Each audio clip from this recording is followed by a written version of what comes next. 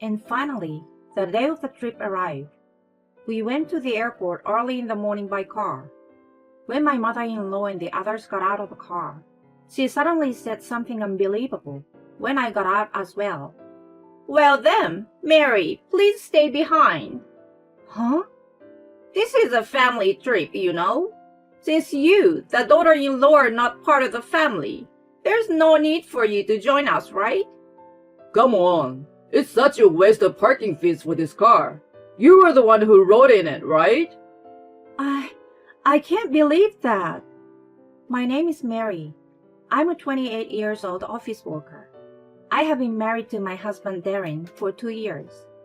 I met my husband through work, as he was working for a business partner of the company I work for. Working together brought us closer, and that's how our relationship started. After 2 years of dating, we got married. We both work and are a dual income couple, and we don't have any children yet. We were having a decent, harmonious, and happy newlywed life. However, one day, my husband approached me and said that he wanted us to live together with his parents. When I asked why, he explained that it was because his mother had some difficulty with her legs. He wanted to live together to ensure her well-being as she grew older. I understood and agreed to the reason. The truth is, I lost both of my parents in an accident when I was in the second year of high school. Afterwards, I was taken in by my uncle who lived in a different region. I continued my education at the university in the same area and later found employment at a company there. Of course, I'm trying to repay my uncle and his wife for raising me, and I'm doing as much as I can in terms of school and parental support. But even though I want to repay my parents for the fruits of their labor, I can no longer do so. I wanted my husband to live his life without regrets, considering my own circumstances. However, I never expected that I would suffer so much as a result of this cohabitation. Hey, Mary. It's nice to see you here. Thank you, Darren. I'm glad that we decided to live together. At first, the in-laws were very kind and warmly welcomed me. I thought we could all live happily together. But the in-laws quickly changed their attitude. "Mary, how long do you plan on continuing to work?" I don't intend to quit my job." "What? What are you saying? You are so insolent for a daughter-in-law." As a daughter-in-law, you should take care of the household and support your husband as he goes to work." "Well, that seems a bit outdated." "Don't talk back to me." My mother-in-law outright denied my right to work and made every effort to make me quit my job. I discussed this with my husband. However, to my surprise, my husband's reaction was to side with my mother-in-law. Well, I understand what my mother is saying. Huh? Because my mother is usually alone at home during the day, and she's also been having trouble with her legs. She was relieved when you came to support her, but she felt betrayed, didn't she? I see. There's some truth to what my husband is saying. But even if that's the case, I think there is a way to communicate it better. I started feeling anxious about whether I could manage everything smoothly in the long run. However, I couldn't help but wonder if there was a way to support my mother-in-law without giving up my job, as I strongly believed in the importance of making an effort to accommodate her. I tried my luck and asked my company, and surprisingly, they said remote work was possible. I immediately applied and started working remotely. I assured my husband and in-laws that I could support them if anything came up while working from home. However, no matter how many times I explained, my mother-in-law kept misunderstanding, thinking that I had finally quit my job. Well, I hope she gradually understands.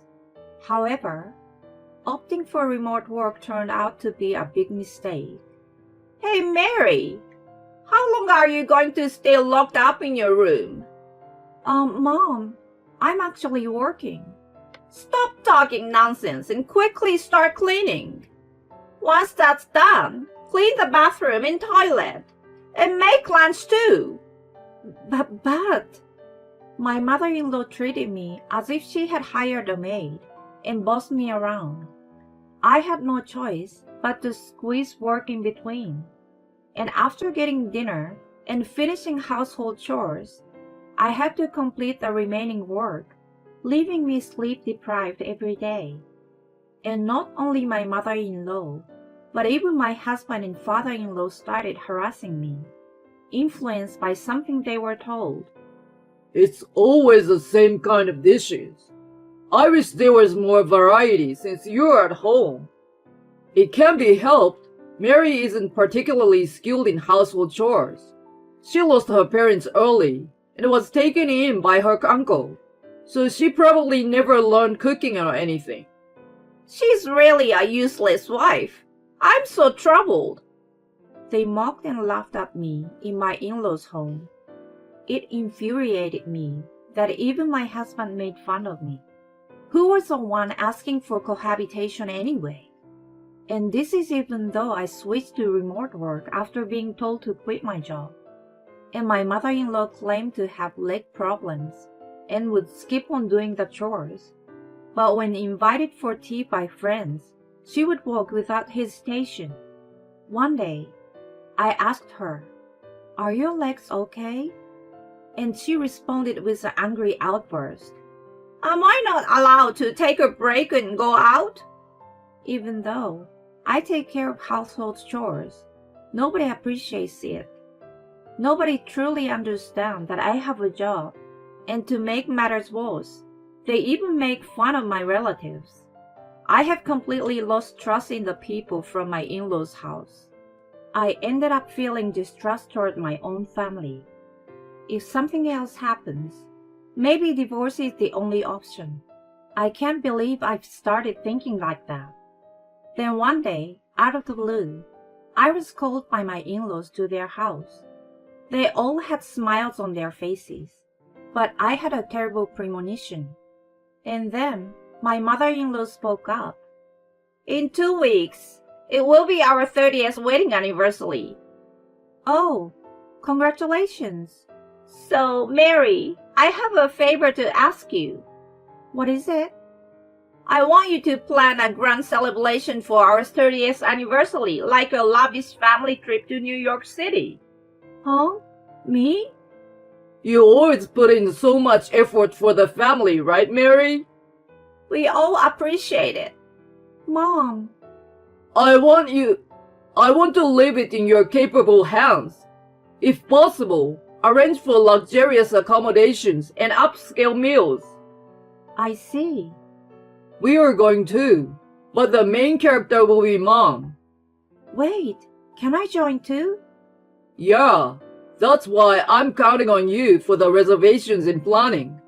I believe you can come up with a good plan." "Oh, I see." I never expected to receive compliments from my family. This might also be an opportunity to get closer to my in-laws. I was surprised to suddenly be entrusted with such an important task, but I want to meet the expectation. I had the perfect hotel in mind, so I immediately made the reservations and booked the flights. And finally, the day of departure arrived. We drove to the airport early in the morning. As my mother-in-law and the others got out of the car, my mother-in-law unexpectedly said something unbelievable. "Well then, Mary, you can stay behind." "Huh? Wait, am I not going with you?" "What are you talking about? You won't be coming alone, obviously." "This is a family affair, you know. You're not part of the family, so you don't need to come." I looked at my husband. He joined his parents in agreement. "Besides, it would be a waste to pay for parking this car. You can take it and go back." "But I made all the arrangements for the hotel and flights, juggling between work and household chores." "Don't act so entitled." And besides, I made a reservation for myself at the hotel. You can just cancel it, can't you? But If you understand, go home right away and start cleaning. That's right. Make sure the house is spotless. If we come back and find anything dirty, we won't tolerate it. fine, I understand. As I meekly said that, my in-laws had smug expression on their faces, laughing as they entered the airport. Inside the car, I took a deep breath. I will never forgive them. Anger towards my in-laws welled up inside me. I had been striving to cherish the bonds of family, but in reality, they saw me not as a family member, but as a convenient maid-like presence they could use.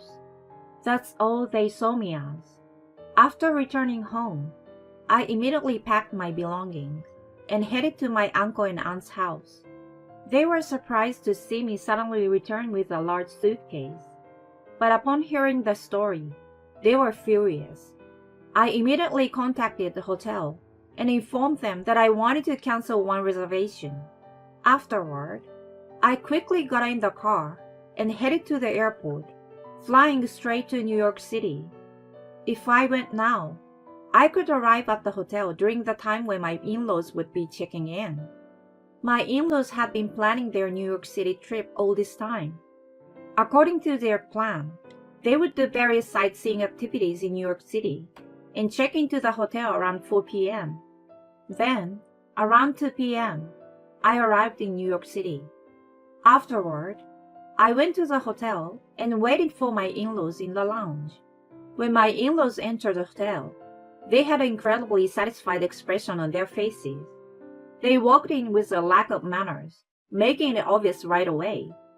Well, it's fine then. Surprisingly, not having that woman with us turned out to be a good thing. Her expression when she found out she couldn't come was priceless. And then, my in-laws went to the reception desk to check in. I quietly approached and watched the situation from behind. We have a reservation for 3 people. It appears that you have reserved a suite. Oh, a suite! Amazing! Wow, I'm looking forward to it. There seems to be a cancellation for one person, but please note that the cancellation on the day of arrival incurs a cancellation fee of 100% of the accommodation cost. What? Wasn't it prepaid? Payment is made directly on site. Jeez, I take back what I said. I didn't hear anything about having to pay now. She really has no sense of responsibility. Well, there's nothing we can do about it. About that woman, since the trip we've been on feels great, so we'll let her off the hook. By the way, how much is it? Including the cancellation fee, the total accommodation cost is $13,486. What? $13,486? Well, why is it so expensive? Well, it's calculated based on a rate of $3,457 for a 2-night, 3-day stay for one person. With 3 people, it amounts to $10,375. And then, there is the cancellation fee, which is a full amount for today, $1,728, and 80% for tomorrow, which is $1,383. Adding it all up, it comes to $13,486. No, that's not what I meant. Are they trying to rip us off? This place. We are providing top quality service at this price point. I believe you will be completely satisfied once you stay with us. Even if you say that, we can't afford to pay $13,486. Are you considering canceling them? If that's the case, today's portion would be $6,950 and tomorrow's portion would be $5,532. So the total cancellation fee for the 2-night stay would be $12,447. That's... Are you saying it would still be $12,447 even if we don't stay? That woman! Where did she make the reservation? I will call her right now and confront her. There's no need for that. When I spoke from behind, my in-laws were surprised. You! Why are you here? No, more importantly, it's about the accommodation fee. Hey, you! Take responsibility and pay for the accommodation fee. I refused. Hey, don't mess around. Take responsibility. But I'm not part of this family, am I? The truth is, I was planning to pay for the accommodation myself as a gift to you, Mom. Then just pay. No, I won't pay. You never accepted me as part of the family, treated me like a maid, and even mocked my relatives. I came here so that I can divorce you. Divorce? Saying that, I handed the divorce papers to my husband. I will become a stranger to all of you, so I won't pay any cancellation fees. I won't allow that.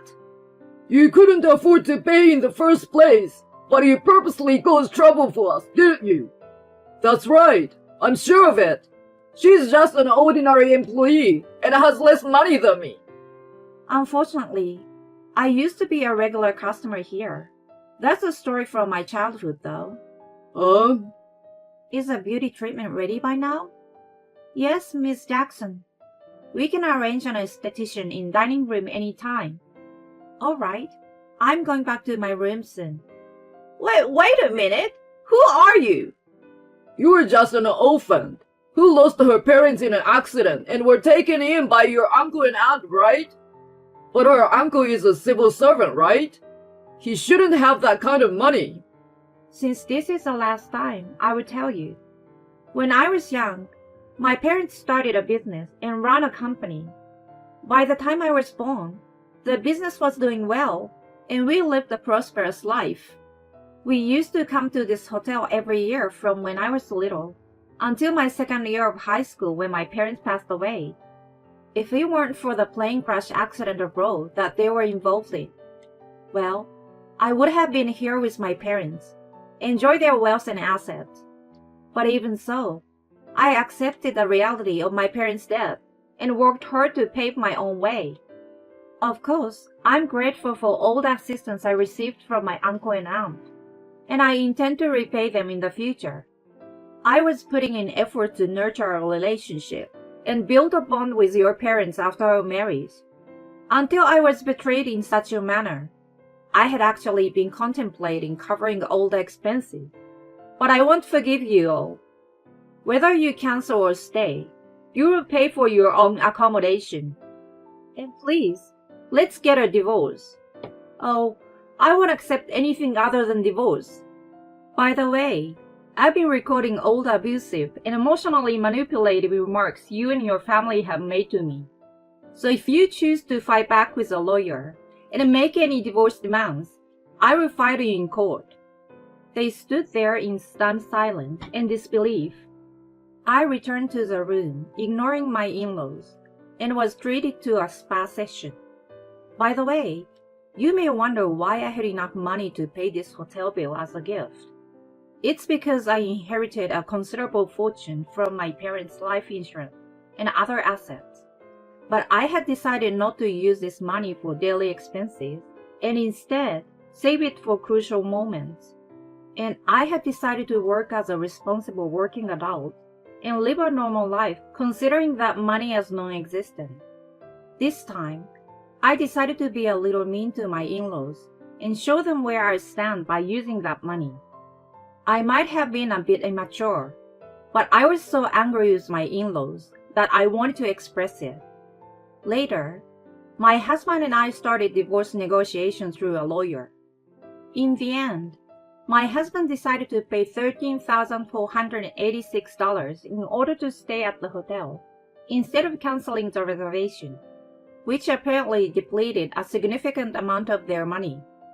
Therefore, it seems he opted to agree to the divorce rather than going through an expensive trial. And so, I successfully finalized the divorce with my husband.